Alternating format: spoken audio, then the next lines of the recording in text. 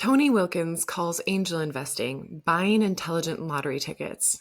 But what makes a ticket intelligent? And more importantly, what makes someone a proper angel investor? In this episode, I sit down with Tony, startup mentor, global operator, and the author of The Art of Angel Investing, where he distills 34 years of experience into a sharp, human, and practical guide for how to do this the proper way. We talk about betting on people, the joy of helping others flourish, and why being firm in your mission but flexible in your methods might just be the ultimate key to long-term success. This conversation goes beyond investing. It's about thinking differently, seeing the potential in people, and how to stick with something long enough to let it become magic. I'm your host, Katherine Jelinek, and this is the Expanders Podcast, presented by The Skinny Platform, the place for entrepreneurs with something to share and who want to be heard. Welcome. Okay, so everyone, today I am so lucky because I'm with a dear friend of mine who I've known, Tony. I've known you since like 2012, right? 2013. Right. Yeah. That's right. Yeah. Tony Wilkins is a seasoned angel investor, world-class startup mentor, and to just underscore the world part of that, he is presently also the CFO of a tractor company in Nairobi. Hello, Tractor. So, Tony, welcome. Thank you for being here. Always a pleasure, Catherine. Yes. Some fun. So you are a skinny author, and your book, The Art of Angel Investing, is soon to be released. So tell us, why did you write this book? I really wrote it because I realized that many of the people who I have triangulated my career against, I learned their story and really said, wow, if they can do that, maybe I can do it too.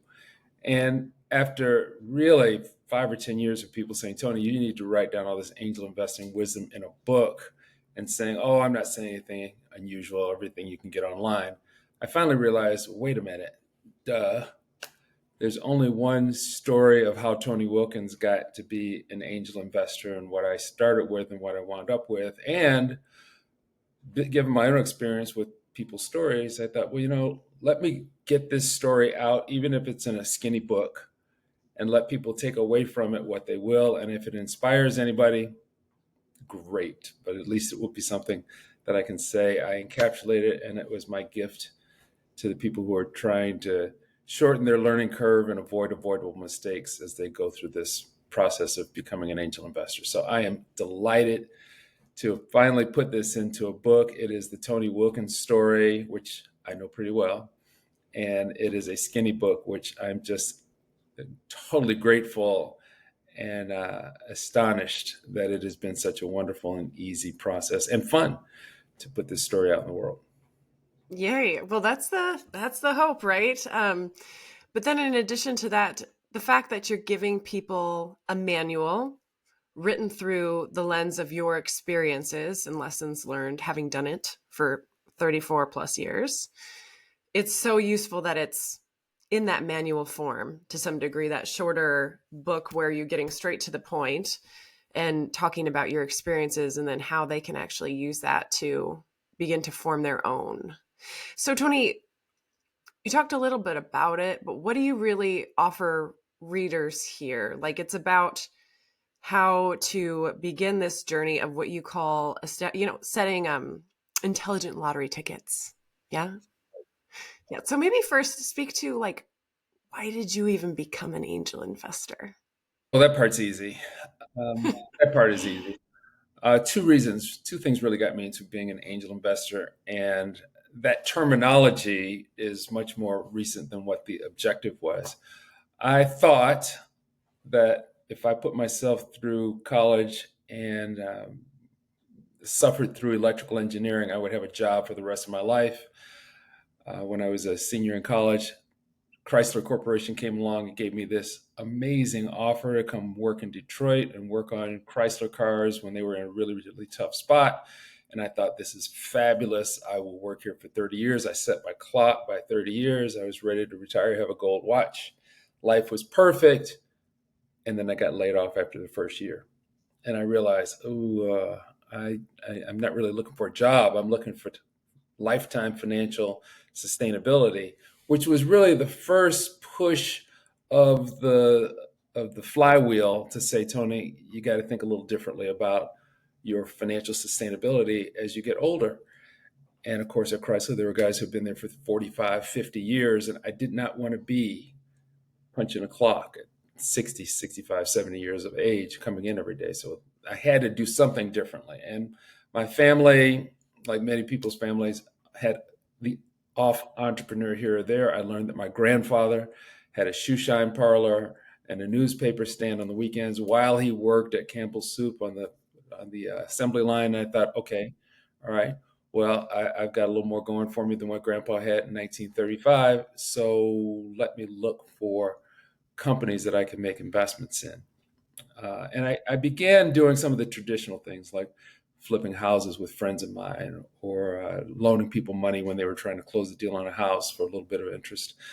And then I wound up getting married and thinking to myself, ooh, I want to send my kids to college and I want to make sure they have no student loan, no work study, and maybe they're not sharp enough to get scholarships. So I would have to pay for the whole thing. And I calculated, because at that point I was in investment management, I calculated what it would cost to put away enough money so that a kid could go to, well, if they were really smart, maybe a Harvard or University of Chicago. And I did the math and I was like, you can't get Hmm. that from here. I mean, you can save up all your money and never go on vacations and live in an apartment and save for your kids to go to college, which we didn't even have kids at that time. But I thought, the other way to do this is to maybe look for some kind of intelligent lottery ticket. And my version of intelligent lottery ticket was the people who invested in Apple and Microsoft when Bill Gates was in his dad's garage and Bill Gates was in his mom's basement and Steve Jobs was in his dad's garage. Those were probably the people that made a lot of money. And I didn't know who those people were, but this was, the late 90s, early 80s, and Apple was just getting started and getting big. And I thought, yeah, somebody made a lot of money finding these people early on. So I started looking for those people, and they weren't hard to find. People would say, hey, Tony, I need $10,000 to close on this apartment building I'm trying to close. Okay, well, I'm going to give you $10,000 for a couple of months, and you give me $12,000 back whenever you pay me back. Or somebody had an idea to start some business and they needed just a little bit of money to buy some inventory. I would give them some money for the inventory and take a percentage of the margin. So that's what kind of got me being what I would call an active early investor. And as it started, as I learned more and more things, most of it, as I say, when you put money into a startup company, it's either tuition or triumph. The first 10 years was certainly tuition because I believed everything everybody said. That moderated over time. And then finally, in 2000, which is 9 years after I got started, I met a woman who was starting a business that the moment I heard it, and it was a tiny little niche in the institutional asset management business that was causing me heartburn at the time. As soon Hmm. as she said that's what she was going to do, I went, here's my business card. If you are looking for investors, I will invest in that company. And it took me 3 years of coaching her to get to a business that would be scalable that we could then sell. And then 8 years of working with her and investing additional money. And voila, a short 11 years after I met her, we exited and made money that changed both of our lives. Congratulations. But what's going through my head is, how did you not give up? 10 years before you even met her and 11 years of being in it with her. And I know there was many other investments that were coming to fruition and happening at that time too.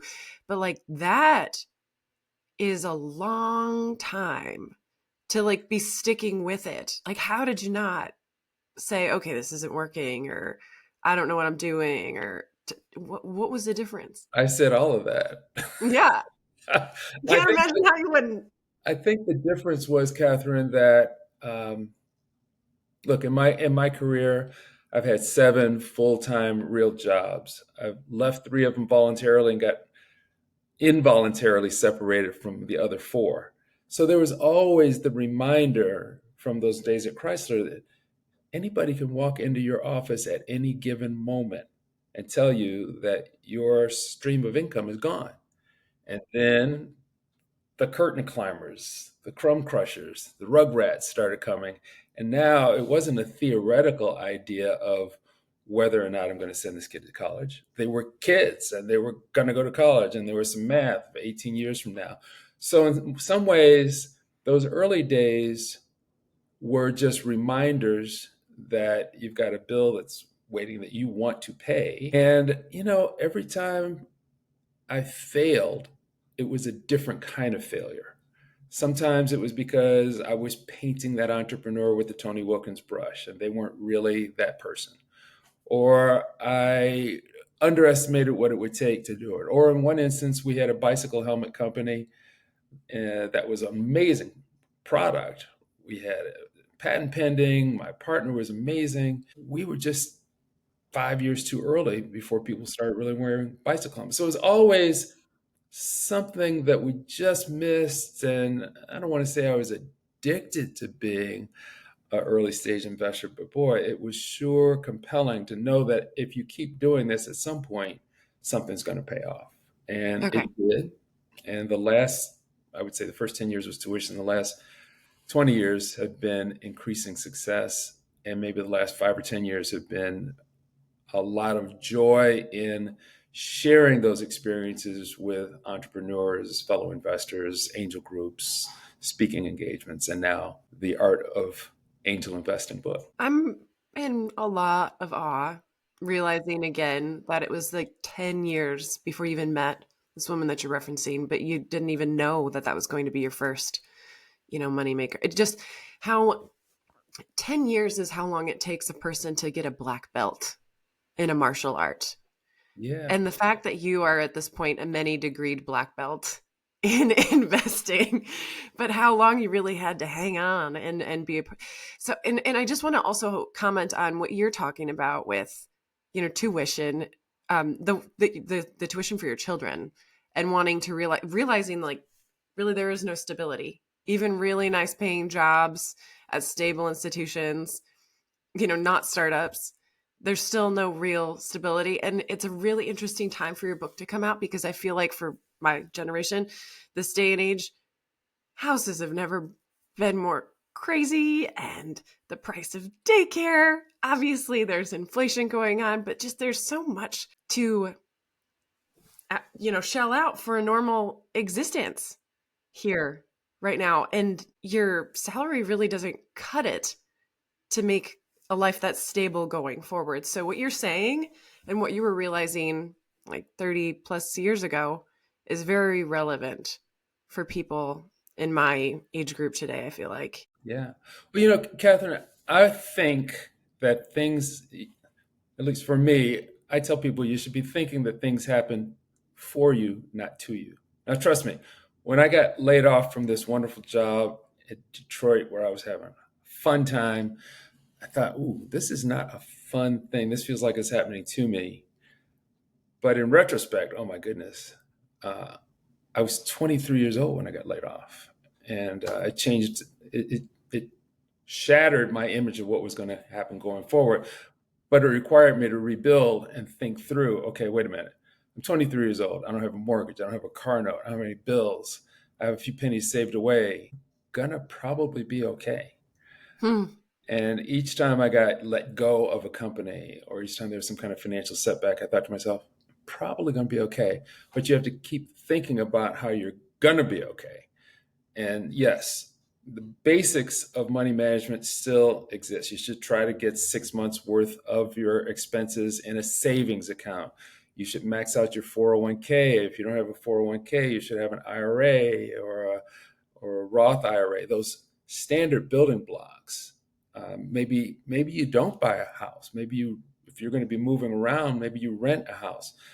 If you're going to buy a house, maybe you Airbnb it out if you move someplace else, or maybe you buy an apartment and live in the second floor.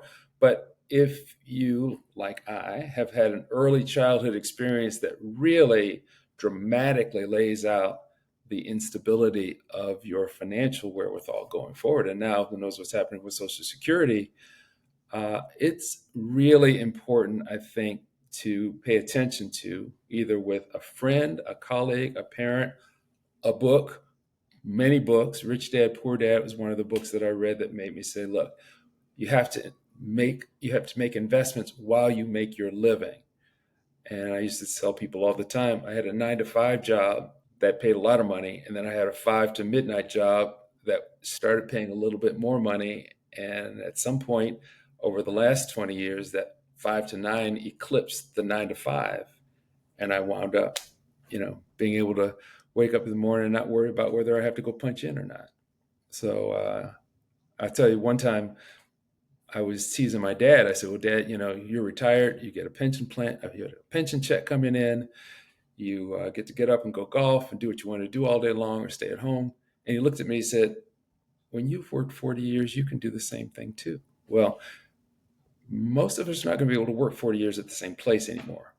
So No. while he's correct, it takes a little time before you can get to that point. You have to get there in a different way these days. And I got to tell you, if you hadn't already known, I am a big fan of angel investing because it's so much easier to do than it was when I got started. I should say it's easier to find deals. You can find deals through Hmm. people whose awareness is much greater. There are online portals like WeFunder, Start Engine, and Republic, where you can go and scroll through these things, angel investment groups. It's in the news all the time. People are more likely, and if you ask, hey, are you starting a business? People are starting little tiny businesses. People are starting online businesses. People are starting skinny book businesses where you use AI to leverage what you're doing. And again, because I come from a time when it was very difficult to even find somebody who was starting a business. It just seems like they're laying in the middle of the street these days. However, you still have to write a check from time to time to learn how to do it. So it's a good time, I think. Yeah, you make it sound fun, for sure. I know it hasn't all been rosy. What do you love about it so much? Why do you love it so much? Because I sense that underneath the devotion and the sticking with it through those years of not knowing, it's like a real love of the game. What do you love about the game? Catherine, I love helping people flourish in whatever way they want to, at whatever phase they are at. I tell people that I've been a coach since I was 2, because my younger brother is 2 years younger than me. I enjoyed helping him figure out how to walk, and you know what? He's still walking pretty well. Still walking? Yeah, that's awesome. There are, I love that aha moment when somebody says, I want to do something aside from just save money away in a 4% CD or checking savings account. Is there something else I can do? And I go, well, yeah, talk to your friends who are always having ideas, and talk to them and get to a point where if they do this, then you will give them some money, and give them enough money so that if you lose it all, you'll consider it tuition, not the end of your financial situation. And then on the entrepreneur side, people say, I have this great idea, but I just don't know how to get any money. I'm like, have you asked anybody for money? Have you gone and made a deal with somebody and said, if you give me this much money, I'll give you this much back, or I'll give you this much percentage of my company, and when I sell it, I'll give you a percentage back? There's no substitute for actually trying. I tell people all the time, you cannot learn how to swim if you don't get wet. So if you're trying to secure your financial future, you have to try some things to see that it happens. I will tell you, Catherine, occasionally I will even buy a dumb lottery ticket from the grocery store. Love If it. it's over $100 million and there's nobody standing in line, I'll just do it a quick pick, because you know what? That could happen too. I've actually won like $4 Yeah. lottery tickets. You got to buy I'm another. It's not all going to right. tell you what the return on my investment is, but that was even kind of fun. You wait to see what numbers come up. So I think it's have fun, make money, help people.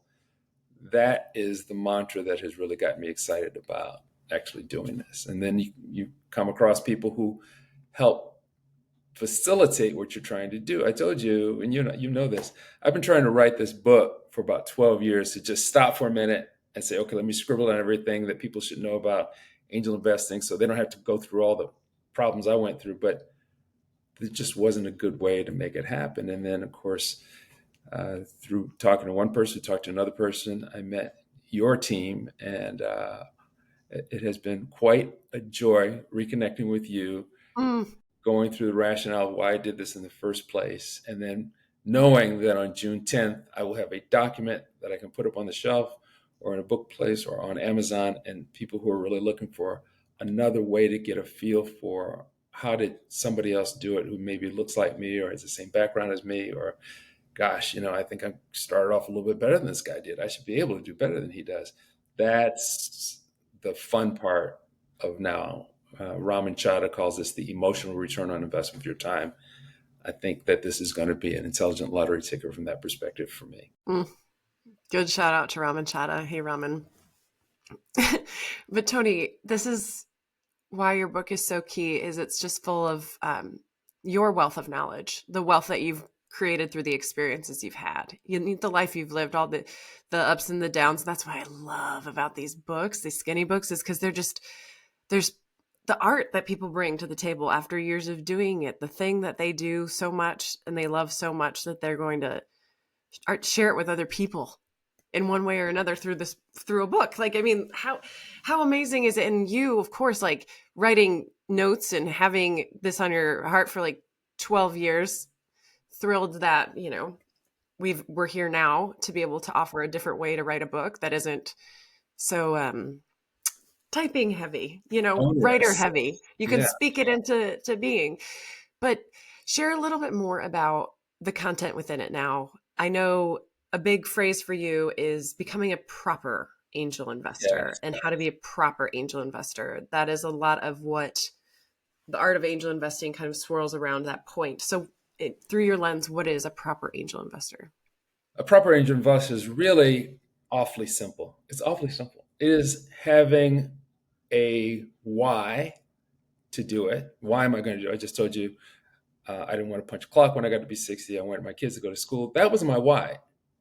And today, the why is I want to help shorten other people's uh, learning curve and avoid avoidable mistakes. That is now, yes, I want to get paid to do that, but I don't need to get paid as much. I don't get as much enjoyment. I don't need the money as much as I need the enjoyment of seeing somebody go, oh, Mm. wonderful. That is pretty thrilling. Um, Ask me the question again because I just talked myself into it. No, you're perfect. What is a proper angel Oh, a investor? proper angel investor. So a proper Mm. angel investor is somebody who knows why they're going to invest, how they're going to invest, and what they're going to invest in. Sounds like Steven Sinek, but I'm just going to have to Simon steal Sinek, yeah. Simon Sinek. I'm just going to have to steal that from him because that's really, in my mind, what it breaks down to. Now, in the book, because I went to the University of Chicago Booth School of Business, because when I got out of Booth, I became a private wealth manager and an institutional asset manager, and then marketing and sales. And everything we do in institutional asset management is about the investment policy. What is your objective? What are your constraints? What are your guidelines? And that is the highway, the guardrails, the lines on the road, and the street signs of how do you become a proper any kind of investor. Now, in public securities, there are just so many books and so many classes that you can take. You can become a chartered financial analyst and learn everything there is to know about being a public securities or even somewhat private securities, but institutional securities to invest in. But angel investing is a completely different beast. It's completely different Mm-hmm. because it's about what do you personally want to do. Angels are different from VCs because VCs in the early stage space take money from limited partners and say to those folks, here, I'm going to only invest in software as a service products that are likely to give you 20 times your return on investment that may be in the HR tech space or e-commerce space. So they're very prescriptive about what they're going to invest in. So when you invest with a VC fund, they're going to go out and find those companies and do that for you. But as an angel investor, you get to decide what your investment policy is. Hey, I'm going to allocate 5% of my discretionary income every year, or my tax returns, or a bonus that I get, or um, you know, some money that I get for my birthday. And that's the money I'm going to allocate to this asset class called angel investing, which I call intelligent lottery tickets. You cannot tell what kind of return you're going to get from angel investing, but what you can do is improve the probability of a good outcome by being involved with the founder and the team, by helping them with connections, contacts, introductions, actually going out and doing some of the work for them to help improve the probability of a good outcome. That to me is so much more of a rich experience than just buying a stock or buying a fund and letting it grow. That's legitimate, but it's not the full breadth of how you make a return on your investment. And this book gives you, well, it really just translates the formal institutional asset management skills that I learned as 35 years as an institutional asset manager into angel investing. So to me, Mhm. that's the cheat. That's the secret sauce. That's the beautiful shortcut about the business. I'm taking things that I spent a lot of time in college taking tests at the CFA and applying as an investor, and then describing as a salesman and a institutional client manager what our philosophy, process, profile, style, expected performance, deviation, and pricing was. And all that I have boiled down into this 56, 57 page book, depending on where it finishes up. But it's Right. a handbook. It's a handbook on how to build your own angel investment portfolio. Plus, it's kind of a cheap biography, autobiography, because I use the stories of how I did all of these things, how I applied all of these investment, sophisticated institutional investment concepts to my own journey of finding out how to buy my own intelligent lottery tickets. It's almost like the Wizard of Oz. You know, you meet all these amazing characters along the way who, you know, are off the radar. The people who you resonate with, the people who your Hmm. relatives go, how do you know this person? But you start to attract them over time as you're looking for the companies that you want to invest in. So, you know, I drew a lot of inspiration from books like Colin Powell or, like I said, Robert Kobayashi with Rich Dad Poor Dad, or Richard Branson, the story of I'm going to say his name, Reggie Smith, Reggie Johnson, Reggie Walker. There's another billionaire who made a lot of money, and I'm going to remember his name later on. But autobiographies have always fascinated me because it's the story of how somebody went from where they were to where they became. Now, you can't Right. follow that path. Nobody can follow Right. that path, but you can certainly take inspiration from it. And I guess, Catherine, what happened was I finally said to myself, oh, wait a minute. I probably have enough of a story that it will be inspirational to somebody else who's trying to get to Hmm. where I am today. Hmm. And here came Skinny Books. And That's like a right. lot of stories, the thing I like about the Skinny Books is, or at least my uh, art of Angel angel investing. investing is, there are so many books that I have in my library where I got about 50 or 60 pages into the book and I was like, okay, I got Hmm. it. This is good. And then the other 120 pages felt like the publisher was saying, well, you know, it's got to be a 165-page book. That's not the case here. You're going to get everything you need in 50 or 60 pages. And like there's another book called The 48 Laws of Power, which is written like a reference manual. You Mm. go to a tough time, you can go to, oh, well, oh, yeah, law number 27 relates to exactly what I'm doing. Let me read that chapter. Same thing in this book. You'll be able to look at some chapter where you're going, wait a minute, how do I find deals? There's a chapter on that. How do I Right. diligence a deal? There's a chapter about that. What kind of documentation do I need to keep? There's a chapter about that.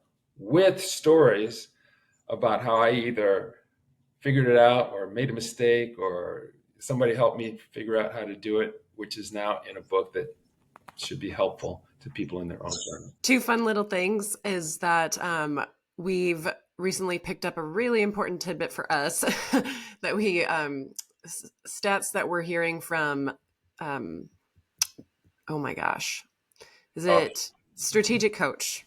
mhm. Is it Dan Sullivan? Shoot. Why am I blanking? We're both having good blanks on important names right now.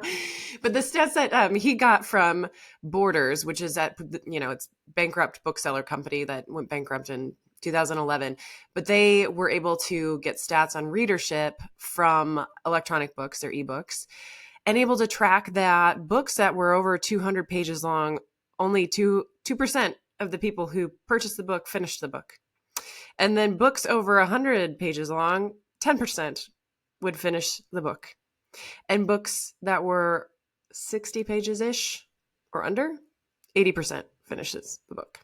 That's So probably at this my point, goal. it comes to, do you want to talk a lot or do you want to have your message heard?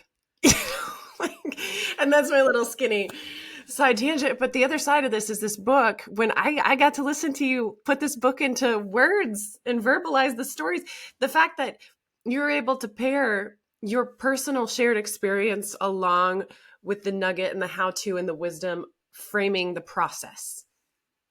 Shared experience, process nugget, shared experience, process nugget. That's a huge piece of the value in this book that I got out of it, that I know readers are going to get out of it, because it's one thing to hear how I should do something. It's another to hear you talk about how you messed something up, talk about how you missed something, talk about how finally when things went right, they went right like this, and it didn't even look like you were doing it right at the time.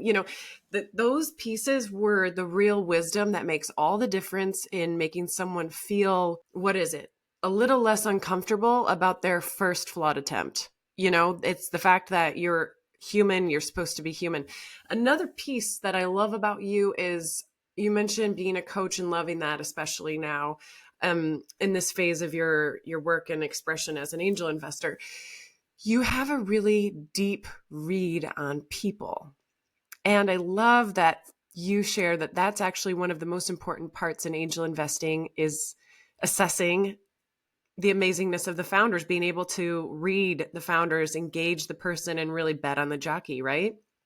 That So is, yeah, I want to dig into that a little bit and yeah. understand, not everybody has the same ability to synthesize that. You have an ease and an art with that I think is very natural to you.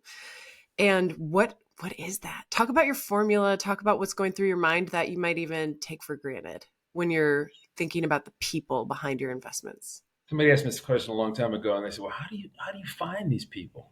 Well, I, I'm very fortunate that my objective in investing has always been crystal clear, and it is that I'm not an entrepreneur.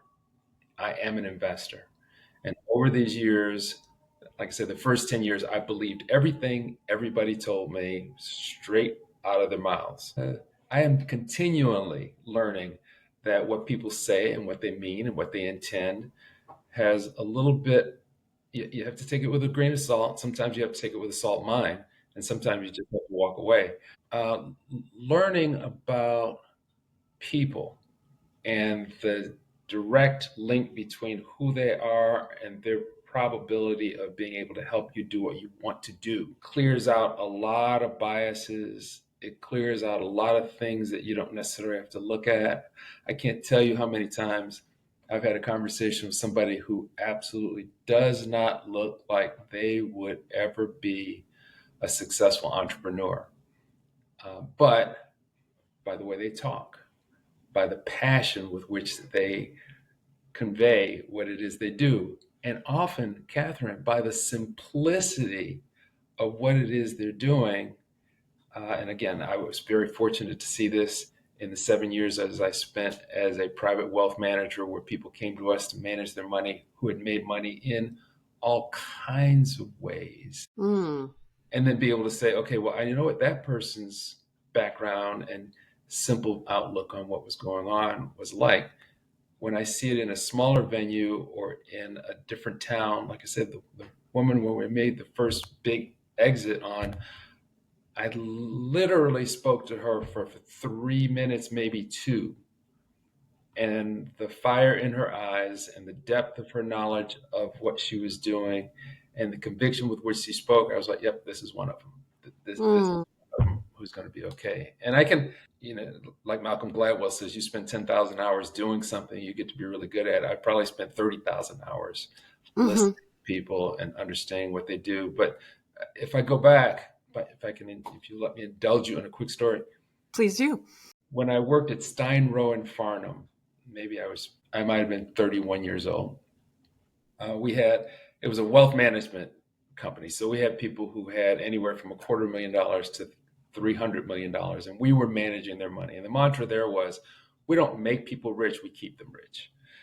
Good. So as a young portfolio manager trying to build my clientele list, somebody showed up in our lobby one day, and I guess the person did not look the part of the kind of client that we were going after.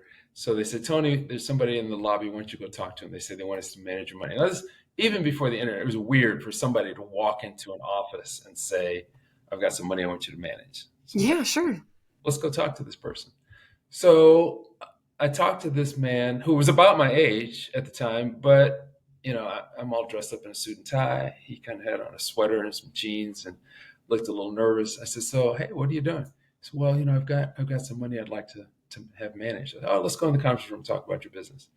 So now it wasn't appropriate to talk about how much money he had right up front, but really more to understand how he made the money. And this guy we're talking about 1991, 1989, 1991. This guy was selling full VHS videotapes, VHS videotapes. I Yeah, yeah, yeah. just play that anyway. The big things. He was selling for 19.95, $19.95 each, by putting ads in newspapers and car magazines. Hey, buy the 1905 Daytona 500, the full race.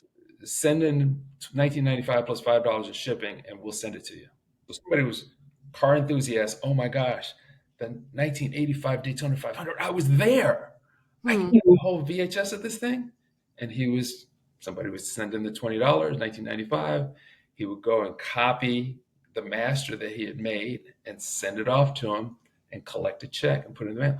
But here's the thing, the way he made his master tape was he would write to Ford and General Motors and Penske and Pennzoil and Sinclair and say, hey, can I have a free copy of your promotional video of the car that you had in the Daytona 500 Oh my gosh. 85? And he would splice them together, and that was the product that he made. And he had a lot more than the minimum account that we needed at that point. And it was just fascinating to me because I'm like, you made money doing what? And they said, yeah, well, let's go out to dinner one night. Well, going to dinner was his wife made roast beef, mashed potatoes, and peas at their Chicago bungalow on the Northwest Side. And they're just the nicest, most basic people in the world, and you would not mistake them for a high net worth individual. Mm, Those kinds of experiences shaped my attitude and perspective about what people looked like didn't matter. How people spoke to you didn't matter. Where they went to college didn't matter. There were more essential and substantive things by which you could get better at assessing if your objective was to find out who was going to try and return the money that you invested in them mm, and then some.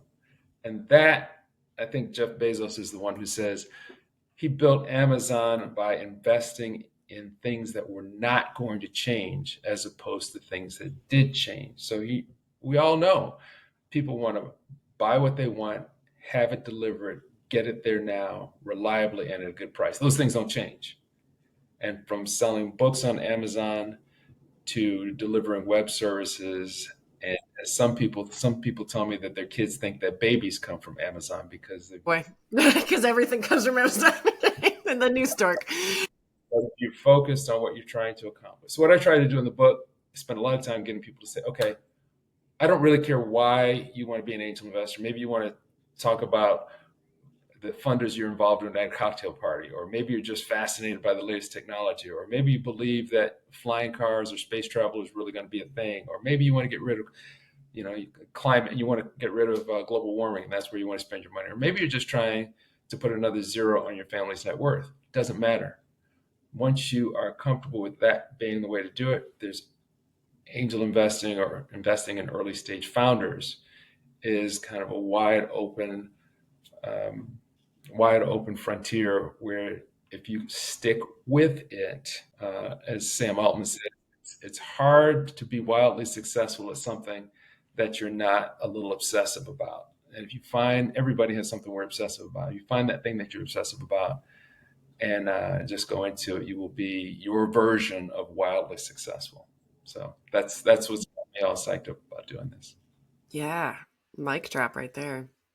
So I'm going to summarize a few things I'm hearing.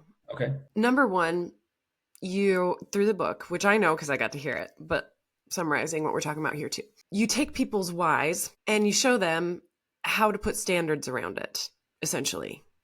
Because the fun and scary thing about angel investing is you are the one who sets the rules, not anybody else. And what I witnessed by hearing your story is that it's those who actually stick to their own intentions and rules that can stay in the long game. Those who get like willy-nilly with it and don't really stick to it. You had your own stories of that, like in lessons learned, but that's really one of the indicators between those who can stay in the game and those who can't, the proper versus not proper. Another thing I'm hearing too is when assessing the founders and really knowing who to bet on, looking beyond just the company and the opportunity. Of course, for one, I heard you noticing simplicity and things that just make sense, things that are simple. But then another, I love this one. Brad says it too all the time. He's like, always be aware of the people who don't like they look like they belong where they're at, because they're the ones who probably had to spend more time, more effort, more energy to even get there. And I'm like, and they probably are better at their craft than everyone else. I'm like, oh yeah. You know? Been through some things. They've been through some things, right? Yes, yes. And I love that you're underscoring that and kind of always seeing what's possible in the people who show up as outliers. I love that part of this. But then just that last piece too of like, you gotta kind of love it. You gotta have the obsession, gotta really be digging what you're doing, or else you're not going to stick with it. It's not going to become an investment. It's going to become a past experience. Yeah, yeah. I am, as one of my buddies told me when we were delayed in an airport, and he was observing me, observing all the people in the airport. We were a couple of hours late, and I was completely unperturbed by it. He says, "You are an inveterate people watcher, aren't you?" I'm like, Mm. there's all this content right here. All these people are coming from some place and going from some other place, and they've got a reason that they're doing it. And that's kind of how you catch people who align with you and what you're trying to accomplish, right? So I think we're all trying to have fun, make money, and get home safely, right? But we're not all as aware of that objective at the same time in our lives. So there are people who I see who have incredible potential. They're not ready to sit down and work it out right now. And I just have to let them go until they come back around. And then there are people who have so much potential, they just don't have the framework, or they don't have a realistic expectation of what it will take for an investor to buy into their program. And they have to maybe narrow it, they have to portray it, they have to convey it in a way that somebody else who's aligned with them can go, oh, I get it. So one of the things I like to teach entrepreneurs and investors is describe your objectives in 5 words. Okay, what's yours? Send my kids to college. 5 words. Never punch a clock. Never punch a clock again. 5 words. It's pretty simple. This is what I'm trying to do. Um, Help folks be better investors. That's what the book's about. So Mm-hmm. if you're clear on your mission, I would tell you this is another hilarious story, or these are the kind of stories you live for. Catherine, as you know, I do office hours for local incubators, the University of Chicago, lots of different people on LinkedIn, and I will spend 30 minutes with anybody who looks at my LinkedIn profile and says, "Hey, I would like to get your perspective on it." There was a woman who was at the time 24 years old. This is 10 years ago. I, she called me up and asked me about her software idea, and I gave her my perspective on it. At the end of it, this 24-year-old woman who I'd never met said, "Mr. Wilkins, thank you for your advice. I am firm on my mission, but I'm flexible on my methods." And I quoted her for years and years and years. And finally, I just called her up. I said, I need to give you credit and maybe buy you coffee one day, because firm on my mission, flexible on my methods is what it's all about. And the firmer you are in your mission and the more flexible you are in your methods, the more likely it is that you're going to have, this is what I call engineering serendipity, putting yourself in a position for something to come out even better than what you had expected to do by keeping your eyes open and listening to people who have something to tell you. So you don't want to be swayed on what you're really, really, really trying to accomplish, but you do want to be open for ways to make it happen that maybe you never thought of. And people who you maybe never would have expected could be helpful. You have to maintain yourself in a mentally open position to take some idea from somebody who maybe doesn't look like the traditional mentor or expert or advisor, and take what works for you and let everything else go. If I could conclude this podcast any better than that, and just the perfect, your book. So just to summarize everybody, this book is an invitation to investigating opportunities, and especially those that are through angel investing, and doing it in a way that is proper, which essentially means you're not just shooting from the hip. You're learning from this wonderful man here who's a seasoned veteran at it, and not only knows how to naturally understand people, but companies and where those opportunities lie and when they're ready.